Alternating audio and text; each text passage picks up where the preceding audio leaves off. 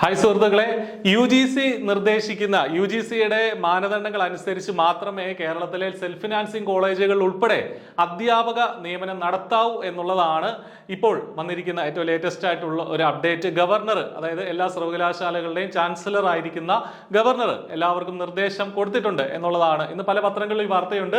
ഇത് നമ്മുടെ ഇംഗ്ലീഷ് ദിനപത്രത്തിൽ വന്ന വാർത്ത. VC is told not to post unqualified teachers in self financing colleges. അപ്പോൾ നമുക്കറിയാം UGC നിർദ്ദേശിക്കുന്ന യോഗ്യത അനുസരിച്ച് വേണം ടീച്ചേഴ്സിനെ ക്വാളിഫൈ ചെയ്യിപ്പിക്കുക അല്ലെങ്കിൽ ടീച്ചേഴ്സിനെ നിയമിക്കാവൂ എന്നുള്ളതാണ് പറഞ്ഞിരിക്കുന്നത്. എന്താണ് UGCയുടെ മാനദണ്ഡം? എന്താണ് അത്? വളരെ വ്യക്തമാണ്. UGC regulation stipulate minimum qualification of net or PhD four teachers. അല്ലെങ്കിൽ നെറ്റ് അല്ലെങ്കിൽ PhD ഉള്ള ആളുകൾക്ക് മാത്രമേ കോളേജുകളിൽ, അത് സെൽഫ് ഫിനാൻസിങ് കോളേജുകൾ ആയിക്കോട്ടെ, അവിടെ അധ്യാപകരാവാൻ സാധിക്കുകയുള്ളൂ എന്നുള്ളതാണ് പറഞ്ഞിരിക്കുന്നത്. നേരത്തെയൊക്കെ നമുക്കറിയാം പല സെൽഫ് ഫിനാൻസിങ് കോളേജുകളിലും PG വെച്ച് മാത്രം അധ്യാപകരായിട്ട് വർക്ക് ചെയ്യുന്ന ആളുകളുണ്ട്. പക്ഷേ ഇനി അത് തുടരാൻ സാധിക്കില്ല എന്നുള്ളതാണ് ഇപ്പൊ കൊടുത്തിരിക്കുന്ന നിർദ്ദേശം. എല്ലാവർക്കും മിനിമം യോഗ്യത ഉറപ്പാക്കണം. അപ്പൊ നെറ്റ് വളരെ ഇമ്പോർട്ടന്റ് ആണ്. നെറ്റ് ക്വാളിഫൈ ചെയ്യുക എന്നുള്ളത് വളരെ ഇമ്പോർട്ടന്റ് ആണ്. അല്ലെങ്കിൽ നിങ്ങൾക്ക് എന്തുണ്ടാവണം? PhD ഉണ്ടാവണം. PhD ചെയ്യണമെങ്കിൽ ഇപ്പൊ എന്ത് ക്വാളിഫൈ ചെയ്തിരിക്കണം?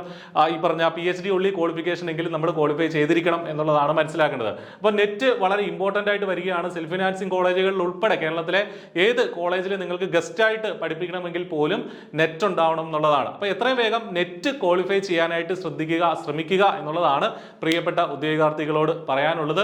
കൃത്യമായിട്ട് പഠിച്ചു കഴിഞ്ഞാൽ, കൺസിസ്റ്റന്റ് ആയിട്ട് നിങ്ങൾ ഒരു 6 മാസം വർക്ക് ചെയ്യുകയാണെങ്കിൽ നിങ്ങൾക്ക് ഉറപ്പായിട്ടും നെറ്റ് നേടാനായിട്ട് സാധിക്കും. പ്രത്യേകിച്ചും ഈ രംഗത്ത് പഠിപ്പിക്കുന്ന അധ്യാപകരാണെങ്കിൽ, ഓൾറെഡി വർക്ക് ചെയ്യുന്ന അധ്യാപകരാണെങ്കിൽ നിങ്ങൾക്ക് സബ്ജക്റ്റിൽ നല്ലൊരു നോളജ് ഉണ്ടാവും. അപ്പോൾ ഈ 6 മാസം പോലും വേണമെന്നില്ല. കൺസിസ്റ്റന്റ് ആയിട്ട് നിങ്ങൾ പേപ്പർ 1 ഉൾപ്പെടെ ഒന്നുകൂടെ ഒന്ന് വർക്ക് ചെയ്ത് കഴിഞ്ഞാൽ ഉറപ്പായിട്ട് നിങ്ങൾക്ക് അടുത്ത സൈക്കിളിൽ തന്നെ നെറ്റ് ക്വാളിഫൈ ചെയ്യാനായിട്ട് സാധിക്കും. അപ്പോൾ ഈ ഒരു അപ്ഡേറ്റ് മറക്കാതിരിക്കുക. നെറ്റ് ഇല്ലാതെ നമ്മുടെ കരിയർ ഇനി മുന്നോട്ട് പോകാനായിട്ട് ബുദ്ധിമുട്ടാണ്.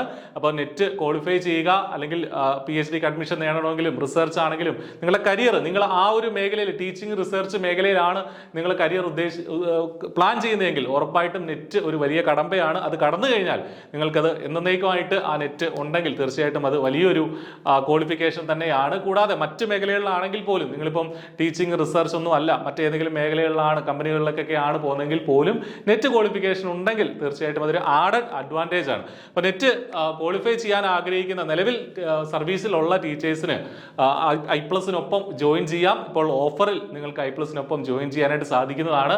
നമ്മളോടൊപ്പം പഠിച്ച് JRF ഒക്കെ കരസ്ഥമാക്കിയിട്ടുള്ള ആയിരക്കണക്കിന് ഉദ്യോഗാർത്ഥികളുണ്ട്. അപ്പോൾ അതേ ഗണത്തിലേക്ക് നിങ്ങൾക്ക് അതേ നിലവാരമുള്ള ക്ലാസ്സുകൾ തന്നെ നിങ്ങൾക്ക് പ്രൊവൈഡ് ചെയ്യുന്നതാണ്. അപ്പം മറക്കണ്ട, നെറ്റാണ് നമ്മുടെ കരിയറിലേക്ക് മുന്നോട്ട് നയിക്കാനുള്ള പ്രധാനപ്പെട്ട കടമ്പം. I+ നിങ്ങളെ അതിന് സഹായിക്കുന്നതാണ്. അപ്പം നന്നായിട്ട് പഠിച്ച് നെറ്റ് ക്വാളിഫൈ ചെയ്യാൻ നിങ്ങൾക്ക് ആകട്ടെ എന്ന് ആശംസിക്കുന്നു. All the best. Thank you.